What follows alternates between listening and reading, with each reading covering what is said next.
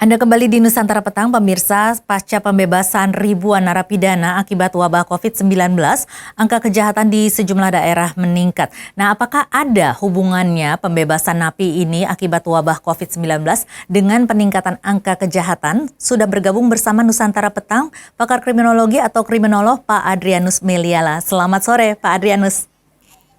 Selamat sore. Iya, Pak Adrianus, kalau kita melihat sebenarnya berdasarkan data dari staf operasional Polri terkait analisis dan evaluasi Kamtibnas, ini per akhir Maret lalu di masa COVID ini justru angka kriminalitas ini menurun sekitar 1,43%. Tetapi di sejumlah daerah ini terjadi pelaporan bahwa ada sejumlah peningkatan angka kriminalitas. Menurut Anda bagaimana ini?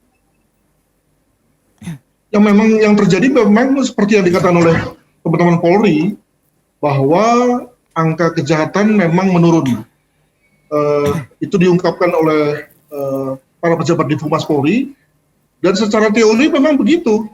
Ketika orang itu dikurangi aktivitasnya di tempat-tempat umum atau public places, maka minimal street crime atau kejahatan jalanan pasti berkurang, ya. Yang kemudian juga berdampak pada berkurangnya kejahatan jalanan. Lalu kemudian yang ketiga adalah berkurangnya kejahatan properti. Ya, jadi orang yang mencuri gitu itu berkurang semua. Sehingga sebetulnya itulah datanya. Nah, jadi sekarang kita mau bergerak berbasis pada data atau persepsi nih. Kelihatannya adalah bahwa masyarakat sekarang tuh digerakkan oleh persepsinya, oleh rasa takutnya, bukan oleh fakta tapi oleh rasa takutnya, yang dalam hal ini kelihatannya disumbang oleh media sosial nih, yang rajin sekali berisi postingan-postingan video, postingan berita yang begitu kemudian dilihat-lihat 1 jam, setengah jam, kemudian ternyata ada klarifikasi bahwa itu kasus lama, itu berita lama, itu bukan penjahat, walaupun penjahat yang berasal dari daerah lain, ya. Nah, tetapi itu sudah cukup untuk menggerus ya keyakinan kita, menggerus rasa aman kita, sehingga lalu kemudian ujung-ujungnya kita merasa dalam bahasa kriminologi mengalami fear of crime atau rasa takut pada kejahatan yang sebetulnya tidak ada objeknya. Kalau kita sebagai orang itu ketika ditodong misalnya lalu kita takut, itu wajar ya. Apalagi ketika ditodong memakai senjata pula. Tapi ketika kita tidak ada objeknya tapi kita takut sendiri, itulah yang sudah jadi patologis nih, dan kelihatannya sekarang kita mengalami situasi seperti itu. Demikian. Jadi memang mungkin secara kuantitas memang justru menurun karena memang tidak ada orang yang berani untuk keluar rumah begitu ya, mungkin akan lebih sepi jalanan dan sebagainya. Tetapi apakah secara intensitas ini juga selaras dengan hasil tersebut, atau apakah mungkin ada peningkatan intensitas kejahatan? Kalau disebut intensitas itu berarti ada kejahatan yang makin sadis, makin banyak uang yang dirampok misalnya. Ya, bagaimana dengan hal itu? Nyatanya enggak. Jadi kejahatan yang tadi yang intensitasnya tinggi itu, kalau memang masyarakat bergerak seperti biasa, ya. Ada orang yang bawa uang dan kemudian dirampok, ada orang yang megang uang besar lalu kemudian ditipu. Tapi sekarang ini kan orang praktis nggak punya uang ini, ya. Jadi kalau kita bicara mengenai perampokan dalam jumlah besar, yang mana gitu ya? Atau ketika misalnya ada orang yang dibegal misalnya, itu kan kasus-kasus yang terdahulu semua itu, ya. Jadi sekali lagi, apalagi kemudian dikaitkan dengan 36.000 warga binaan yang dibebaskan. Yeah. Baru saja kami mendapatkan klarifikasi dari Dirjen Pemasyarakatan Kumham bahwa dari 36.000 itu ada 32 orang saja yang kemudian berbuat kejahatan kembali, re-offense namanya, dan kemudian lalu terpaksa harus diproses pidana lagi. Hanya 32. Bayangkan kalau misalnya 1% saja dari mereka itu kan sudah berkisar sekitar 360. Angka normal, angka rata-rata residivisme di masyarakat per tahun itu mencapai 3%.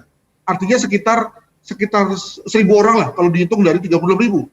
Sekarang kita bicara mengenai 32 orang yang berbuat, Tapi kemudian seolah-olah bahwa mereka sudah berbuat jahat semua, gitu ya. Nah, Ya. jasa siapa ini? Jasa media sosial sih menurut saya. Demikian. Tetapi kemudian kemarin juga kan Menkumham sendiri sempat mengeluarkan komentar bahwa beliau juga pusing bahwa ternyata 32, walaupun hanya 32 tetapi ada kejadian bahwa mereka melakukan ulang gitu atau relapse kembali gitu, melakukan kejahatan kembali. Apakah ini merupakan awal dari beberapa napi lainnya yang kemudian akan melakukan hal yang sama begitu? Tidak, yang menjadi concern Menkumham adalah bahwa masyarakat makin resah, masyarakat makin gamang dan takut, dan itu kemudian dikhawatirkan akan menjadi kontraproduktif.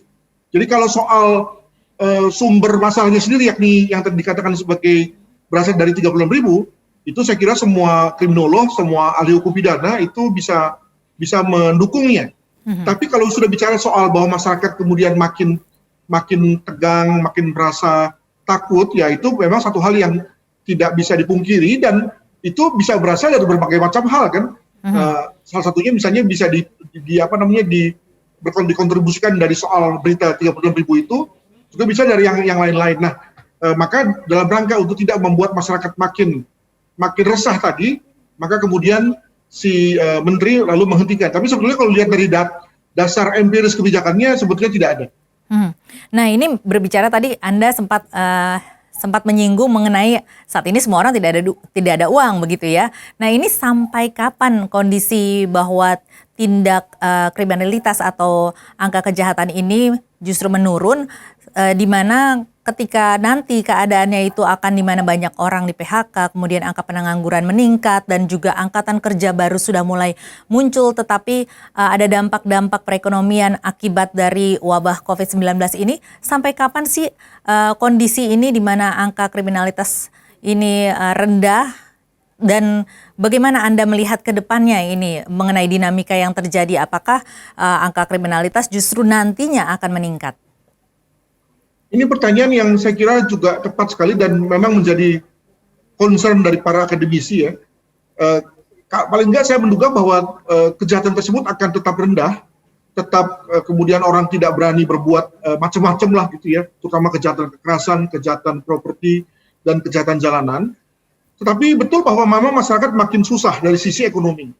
Dan ujung-ujungnya nanti ketika masyarakat itu kemudian tidak juga bisa didukung, diberikan insentif, diberikan stimuli dalam bentuk berbagai macam bantuan sosial misalnya, maka ledakannya bukan dalam bentuk kejahatan yang meningkat, Mbak, tapi dalam bentuk anarki. Dalam bentuk di mana kemudian orang marah tiba-tiba secara spontan dalam jumlah besar yang kemudian lalu berwujud pada looting ya. Looting itu penjarahan lah, di mana toko-toko dijarah, restoran atau rumah orang kaya kemudian diserbu begitu ya. Dan ini banyak terjadi di negara Amerika Latin. Baik. Nah, ini yang nampaknya dikhawatirkan oleh kepolisian bakal terjadi, makanya kemudian betul-betul ditahan dalam rangka agar tidak berkembang ke arah tersebut. Demikian. Baik, jadi ada kemungkinan untuk dilakukan anarki atau penjarahan, tetapi itu di Amerika Latin. Bagaimana dengan Indonesia? Nanti kita akan bahas hal ini lebih dalam lagi di segmen berikutnya, Pak Adrianus. Tetapi kita harus jeda sejenak. Pemirsa, tetaplah bersama kami. Nusantara Petang masih akan kembali sesaat lagi.